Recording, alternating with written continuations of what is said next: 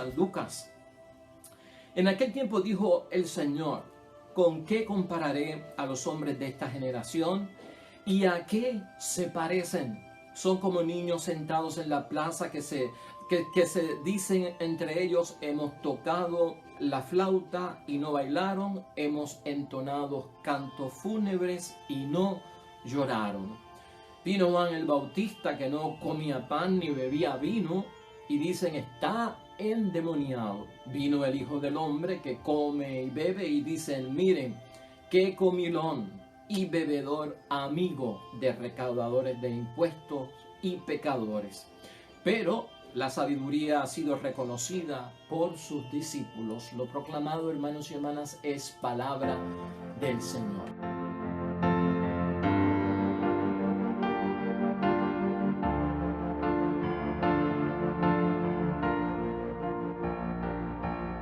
Ya hoy es miércoles de la semana 24 del calendario litúrgico del tiempo ordinario. En nuestra fe, hermanos y hermanas, tenemos el Evangelio del capítulo 7, versículo 31 al 35 de San Lucas. San Lucas 7, 31 al 35, donde de lo que vamos a hablar es, hermanos y hermanas, a veces la incomprensión que tenemos sobre las cosas de Dios, un cierto desprecio que puede haber a las cosas que Dios nos trae en nuestra vida, y la inconformidad que se mete dentro de todo lo que es, pues tal vez no acoger lo que Dios quiere para nosotros. Siempre Dios busca lo mejor para nosotros. Lo que nos falta es un poquito de sabiduría, inteligencia, discernimiento, poder ver el propósito que tiene Dios para muchas cosas antes de yo estar levantando la bandera de quejarme o de estar anhelando lo que dejé atrás por la causa de Cristo, y en lo que estoy ahora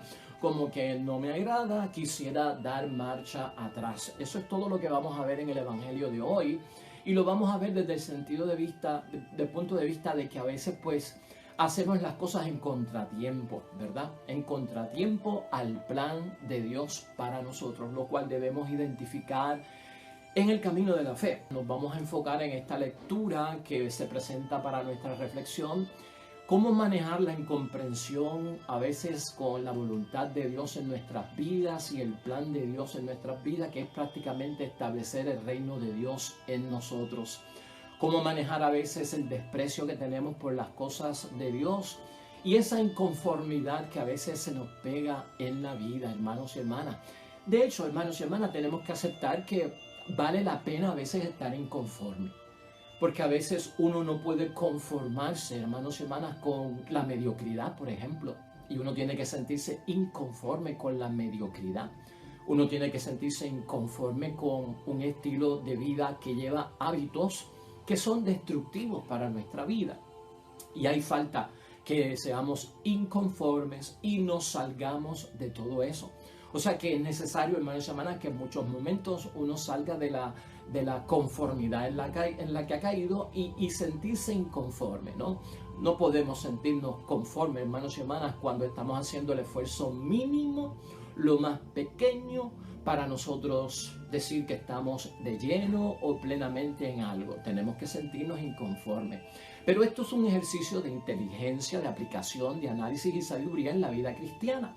Por lo tanto, tenemos que evaluar. Hay momentos en que la inconformidad hay que verla, hermanos y hermanas, desde un punto de vista que no sea que la inconformidad se manifieste con una incomprensión, con un rechazo, con un desprecio, ¿verdad?, a las cosas por parte de Dios. Hoy aquí, eso es lo que nosotros vemos. Cuando tú resumes el Evangelio de San Lucas, capítulo 7, es un ambiente, hermanos y hermanas, totalmente de incomprensión el que está enfrentando Cristo. Es un ambiente de desprecio por parte de los judíos. Y Cristo hace algo bien importante, hermanos y hermanas, porque está viendo Cristo que están rechazando el plan de Dios. Y el plan de Dios nosotros que Cristo reine, ¿verdad? Y que Dios esté como supremo en nuestras vidas. Eso es lo que busca Cristo. Entonces Cristo se topa con este rechazo, hermanos y hermanas, ¿no? Y Cristo dice: ¿con quién los voy a comparar? Y es bien estratégico lo que Cristo hace, ¿no? Y dice que son como niños que le tocan la flauta. O sea, si hay música, no bailan, y si hay música, o sea, si hay música alegre no bailan, y si hay música triste no lloran. O sea, ni una cosa ni la otra. ¿Ves por dónde va esto? O sea, palo si boga y palo si no boga. Ahí entonces entra el detalle de la inconformidad. Y se presenta el caso, y Cristo lo hace bien específico, ¿no? En términos de lo que está pasando en ese momento. Juan el Bautista vino, y Juan el Bautista era un profeta, hermanos y hermanas, que no comía, no bebía, y desarrolló una austeridad bien grande para ejecutar el plan de Dios en su vida. Acuérdate que Juan el Bautista se retiró al desierto, se salió del ambiente del mundo, se alimentaba de miel silvestre, se alimentaba de las langostas en el desierto, y por otro lado vestía, hermanos y hermanas, bien rústicamente, con piel de camello y con un cinturón de cuero a la cintura, ¿no? Ese era Juan el Bautista, una austeridad bien severa, porque él entendió que esa era la forma en que él tenía que proyectar su entrega y el plan de Dios en su vida. Pues era catalogado como que estaba endemoniado. O sea, para los judíos de aquel tiempo, la incomprensión, el desprecio y la inconformidad con el estilo de Juan era el resultado de decir: ese hombre está endemoniado. Entonces viene Cristo, lo acusan a Cristo de que no es como Juan el Bautista. Entonces entonces le falta la austeridad de Juan el Bautista. Ese Jesucristo come y bebe, y entonces por lo tanto es un comilón, es un borracho y es amigo de pecadores. Entonces le falta la austeridad. Y ahí es que Cristo pues quiere poner todo esto en su sitio. Que estás viendo la realidad de todo esto, ¿verdad? Una inconformidad, una incomprensión y un desprecio por la falta de inteligencia, hermanos y hermanas, en ver que el plan de Dios, hermanos y hermanas, en cualquier persona se va a desarrollar de diferente manera, se va a desarrollar de diferente estilo y diferentes modelos.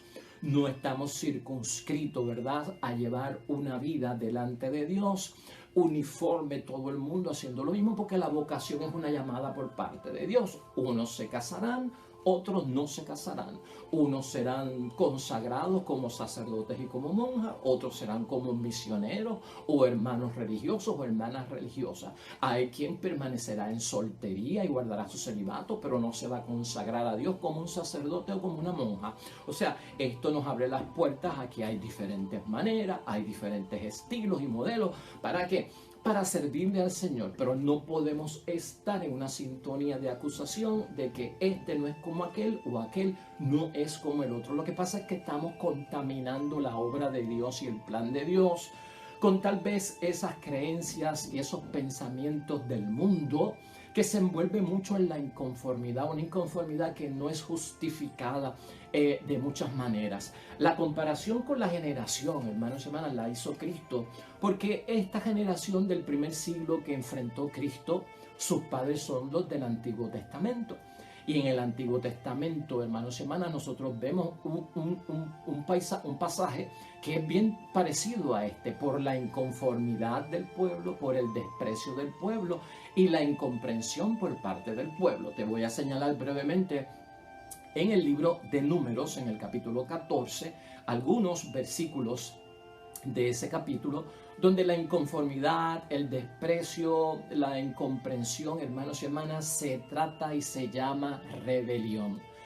O sea que Cristo aquí lo que está diciendo: ustedes se comparan con vuestros padres que eran rebeldes, y vuestros padres necesitaron sabiduría para entender las cosas de Dios y el plan de Dios.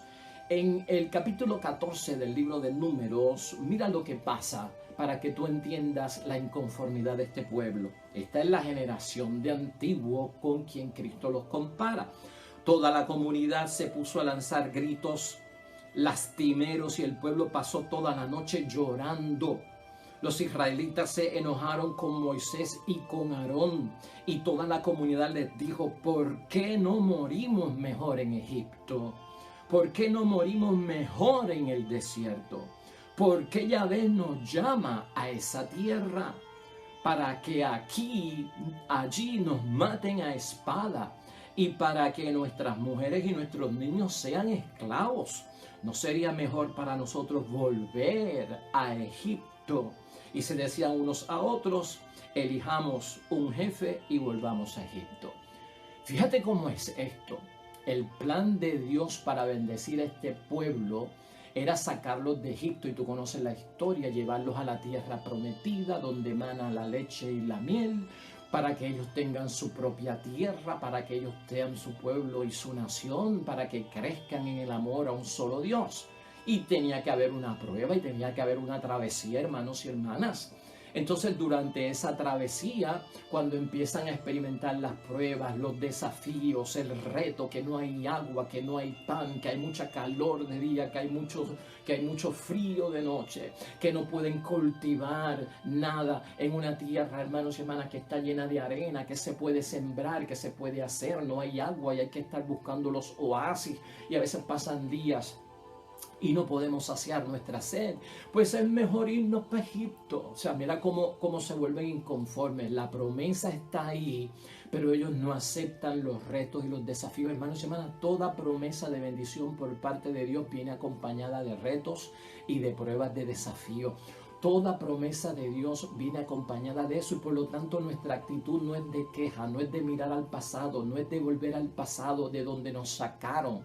No es eso, es mirar hacia el frente, a lo que está por venir, a lo que Dios en su palabra ha prometido y va a cumplir. Y si he de pasar por todo esto, lo pasaré, porque la promesa de Dios es fiel y se cumplirá.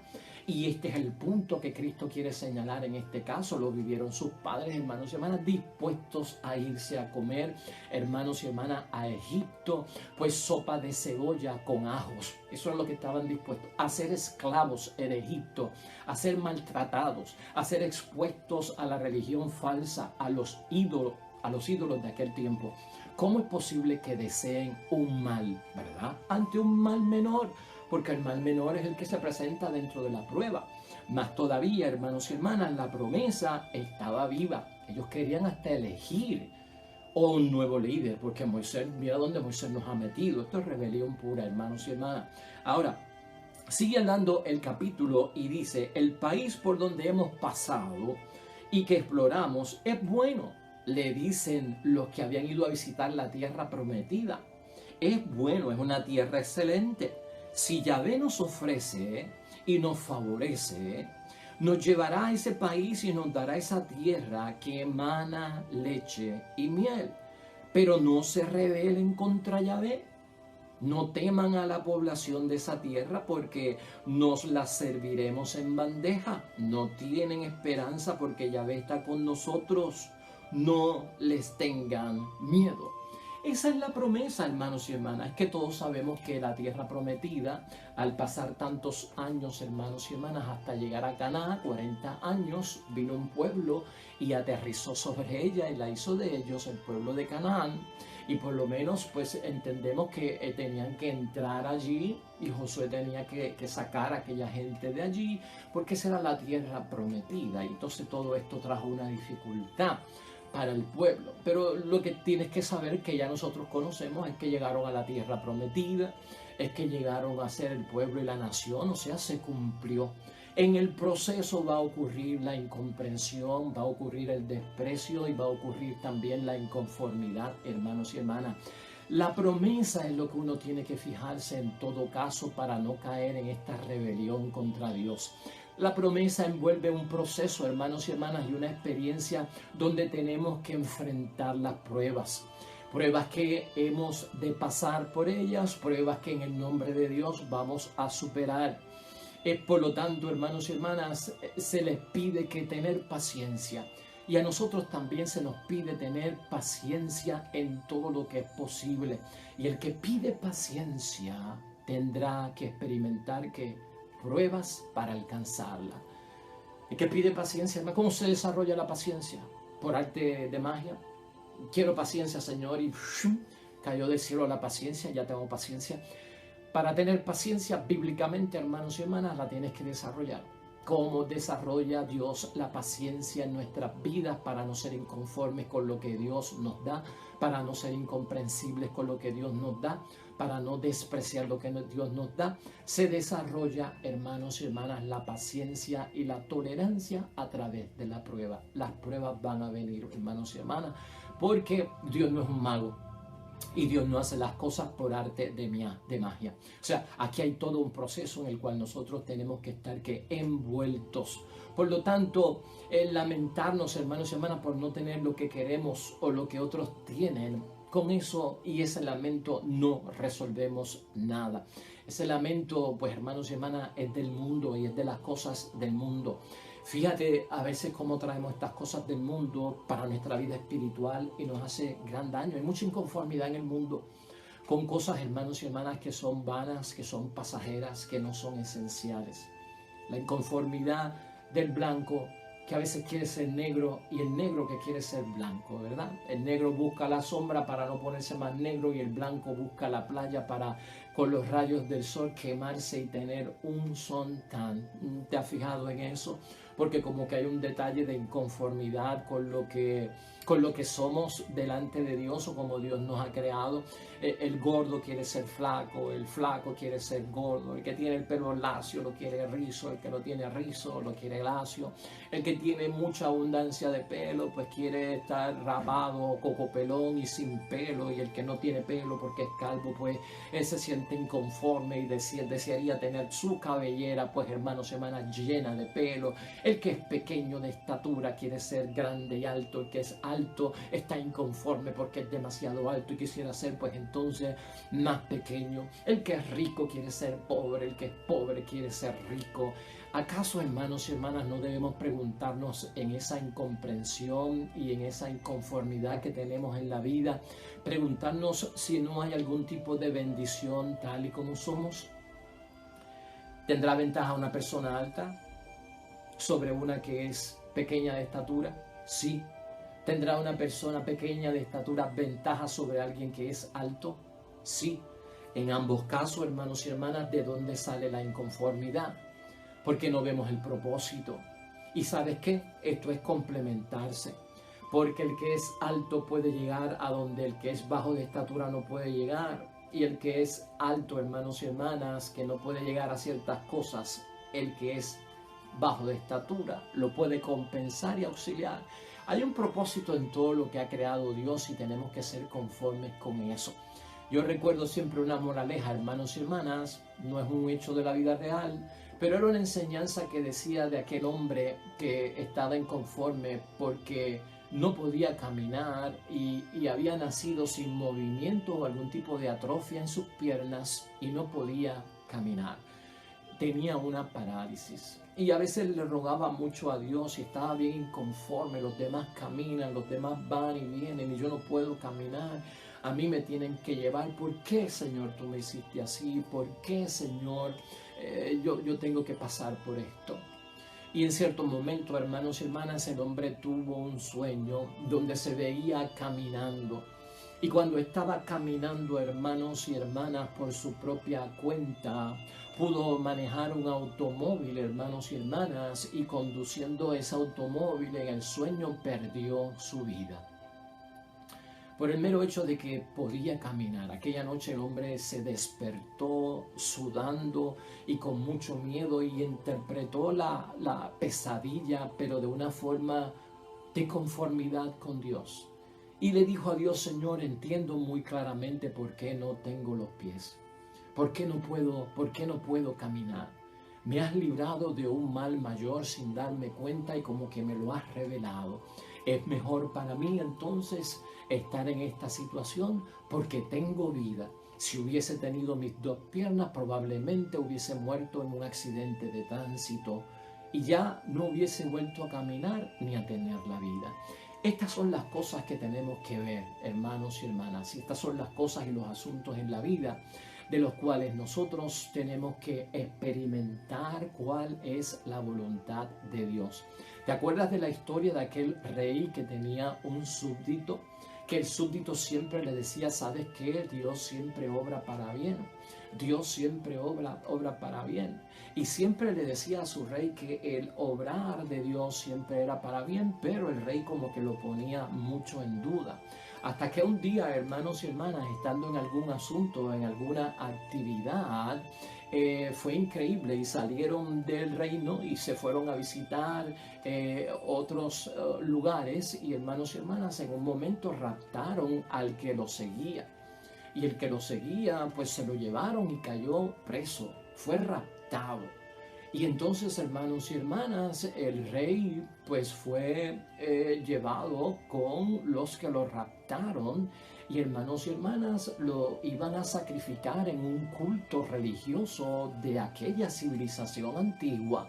Y cuando están listos para ofrecérselo a su Dios, para acoger a este extranjero que vino a visitar, para ofrecerlo como sacrificio, notaron, hermanos y hermanas, que le faltaba un dedo a este hombre.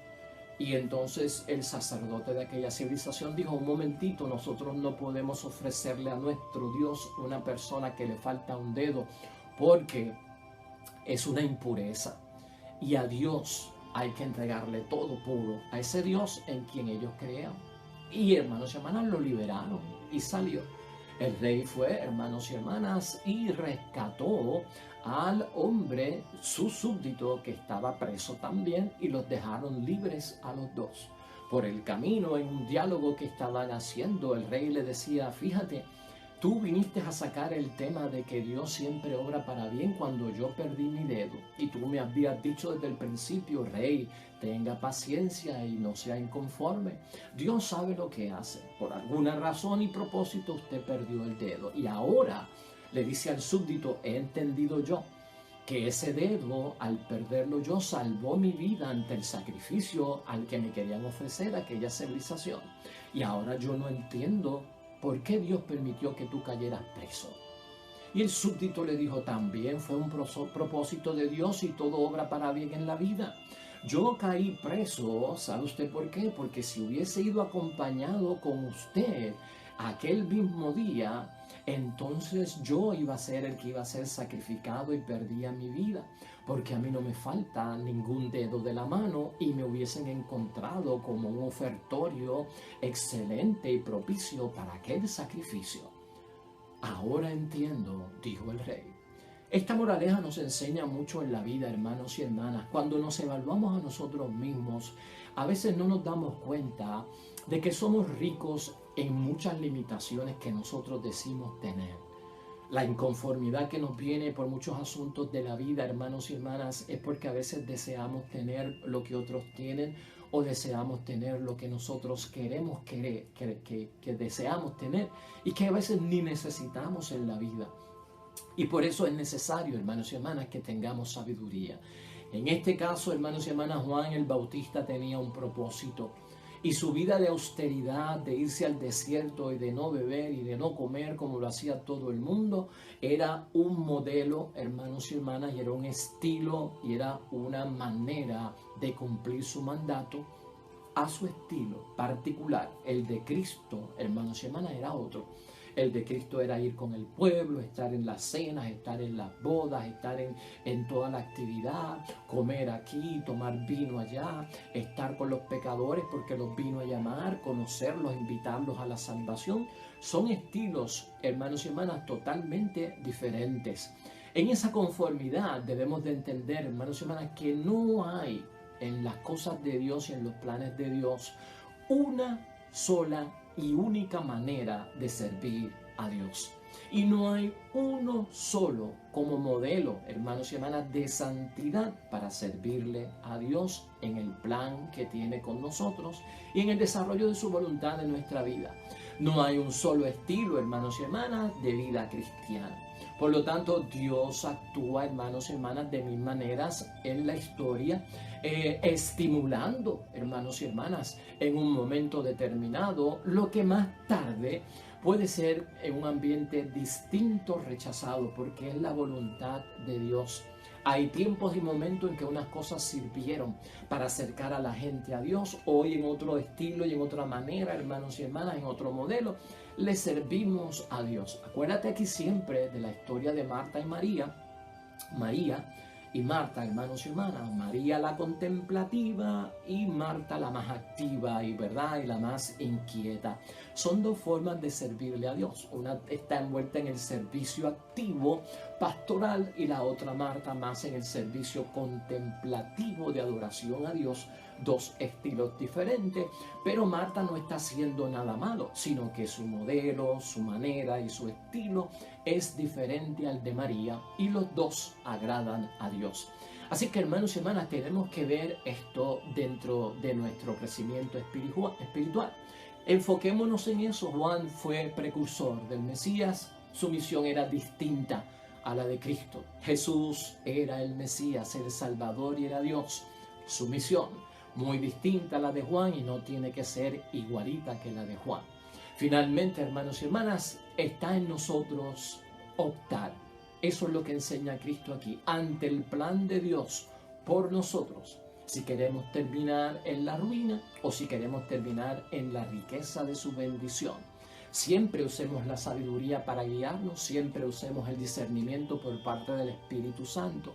De una u otra manera podemos servir al Señor, siempre y cuando sea cumpliendo su voluntad, guardando sus mandamientos y sabiendo que en mi acto y en lo que estoy haciendo agrado a Dios sobre todas las cosas. Oremos.